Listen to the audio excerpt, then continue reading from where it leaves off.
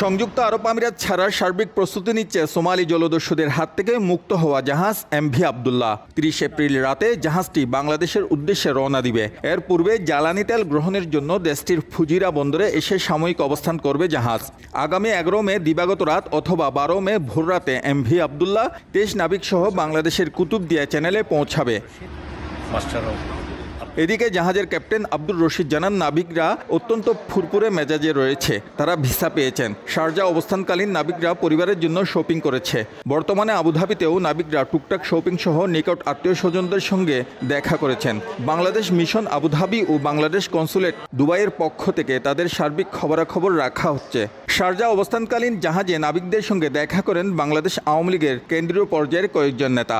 এই সময় জাহাজের মালিক শাহরিয়ার জাহান রাহাত ও অন্যান্য কর্মকর্তারা তাদের সঙ্গে ছিলেন।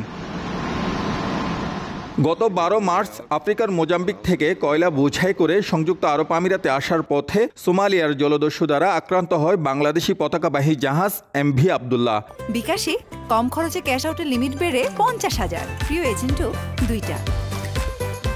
দস্যুদের সঙ্গে অনেক দেন দরবারের পর মুক্তিপণের মাধ্যমে ২৩ নাবিককে ১৩ এপ্রিল গভীর রাতে অক্ষত অবস্থায় মুক্ত করা হয়। জলদস্যুদের কাছ থেকে মুক্ত হয়ে ১৪ এপ্রিল সকালে জাহাজ এমভি আবদুল্লাহ আমিরাতের উদ্দেশ্যে রওনা দেন। ৭ দিন পর ২১ এপ্রিল দুপুর ২টা ৩০ মিনিটে জাহাজ আবদুল্লাহ শারজা সমুদ্র বন্দরের বহির্নোঙরে এসে পৌঁছায়। প্রশাসনিক অনুমতি পাওয়ার পর ২২ এপ্রিল সন্ধ্যায় জাহাজ হামিরিয়া জেটিতে নোঙর করলে নাবিকদের সঙ্গে দেখা করেন মালিকপক্ষ।